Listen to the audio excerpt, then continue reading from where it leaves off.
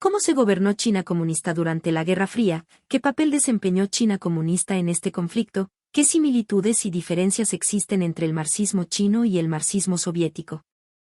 La China comunista y la Revolución Cultural.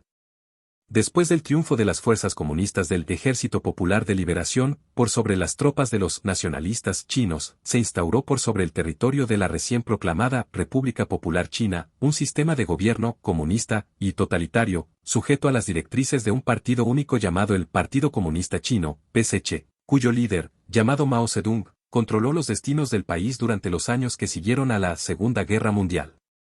A comienzos de la década de 1950, las tropas de la República Popular China, también conocida como la China comunista, invadieron la región del Tíbet, sometiendo a este país a la soberanía china, mientras aún debían enfrentar la insurgencia de algunas facciones nacionalistas en el oeste del país.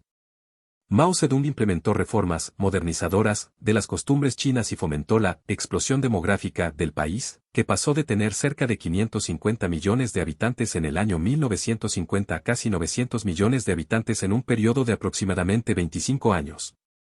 Mao Zedong fue influenciado también por el modelo de desarrollo soviético, estableciendo planes quinquenales de desarrollo, expropiando millones de propiedades privadas para suprimir cualquier instinto de individualismo contrarrevolucionario, y promoviendo la industrialización del país a través de transferencias tecnológicas provenientes de la Unión Soviética, URSS, y de una fuerte inversión del Estado, que participaba vigorosamente en la economía china a través de la creación de numerosas empresas estatales. Así, al alero de la iniciativa estatal se fundaron empresas alimentarias, también se reestructuró todo el sistema bancario, se fundaron empresas de seguros y empresas de armamentos. El gobierno chino tomó el control sobre el transporte ferroviario de carga y de pasajeros, haciéndose cargo además de la regulación del sector ferroviario y de la construcción de la infraestructura ferroviaria. También se fundaron empresas estatales fabricantes de aparatos eléctricos, mientras que se emitían las primeras imágenes experimentales de la televisión china. El gobierno del Partido Comunista Chino, PCC, dio un nuevo impulso a la industria mecánica y pesada de China. Los aviones chinos contaron con transferencias tecnológicas provenientes desde la Unión Soviética, URSS, mientras que los primeros automóviles chinos se construyeron en base a transferencias tecnológicas provenientes tanto de la Unión Soviética, URSS, como de empresas privadas occidentales. El gobierno chino fundó también empresas mineras y empresas constructoras, emprendiendo algunas grandes obras de infraestructura. Desde el triunfo de los comunistas en China, el puerto de Shanghái fue controlado por el Partido Comunista Chino, PCC, lo que redujo drásticamente su comercio exterior durante los primeros años, y muchos de los capitales que se invertían en Shanghái huyeron a realizar sus inversiones en el puerto de Hong Kong, que estaba controlado por los británicos.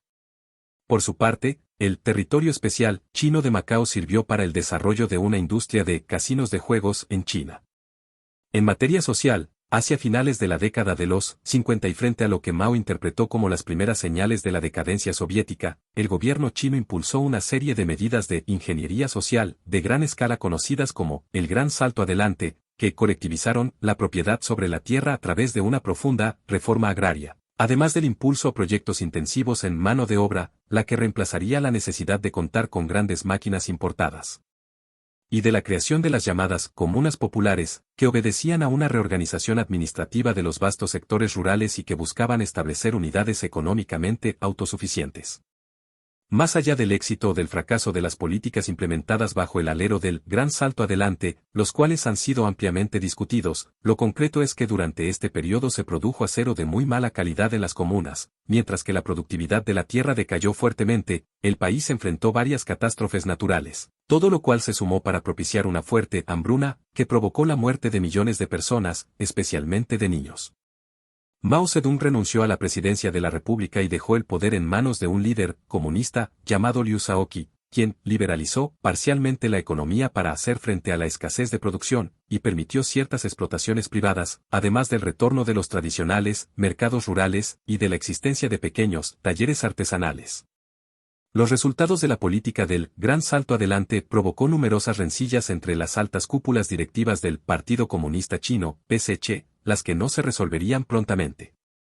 Algunas de las diferencias surgidas al interior del partido comenzaron a aflorar respecto de las políticas educativas. Hubo de varios años en que las altas esferas del poder en China habían rivalizado acerca de la idea de sujetar la educación a influencias político-ideológicas afines a los ideales del Partido Comunista Chino, PCC, contra la idea de enfocar la educación desde una perspectiva práctica y enfocada hacia fines netamente productivos. En el año 1963 Mao Zedong fundó el Movimiento Educativo Socialista de China, que fue un movimiento político violento y que buscaba implementar un sistema educativo coherente con la ideología del Partido Comunista de Gobierno, lo que significó la persecución de millones de opositores y la muerte de miles de personas, además de un severo deterioro en las relaciones entre su principal impulsor, Mao Zedong, y el presidente del país, Liu Shaoqi. Uno de los objetivos del movimiento educativo socialista de China fue terminar con los elitismos académicos y reducir las diferencias existentes entre campesinos y obreros, además de entre el campo y las ciudades.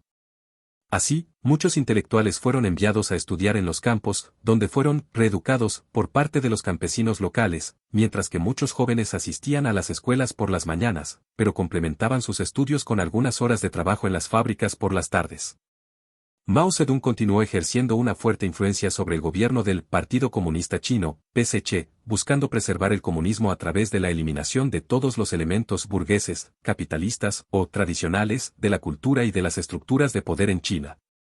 En el año 1966, Mao promovió una feroz revolución contra las altas esferas del poder chino.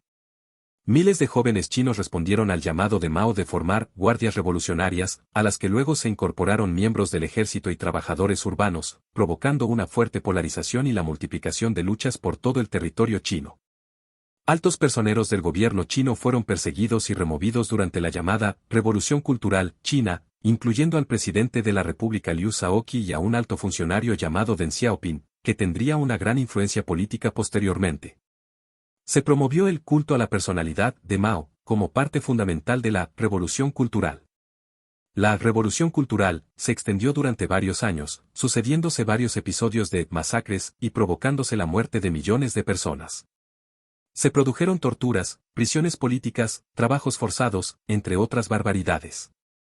Un líder militar de la confianza de Mao llamado Lin Biao ejerció el poder en nombre de la revolución durante algunos años, siendo sucedido por la llamada Banda de los Cuatro, que formaba un gobierno compuesto por 4 altos dirigentes del Partido Comunista, PCC.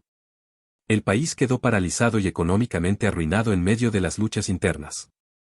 La Revolución Cultural terminó en el año 1976 con la muerte de Mao y el arresto de los miembros de la Banda de los Cuatro. En adelante, el país implementaría reformas liberalizadoras de la economía que le permitirían retomar el crecimiento económico, que por largos años estuvo muy deteriorado.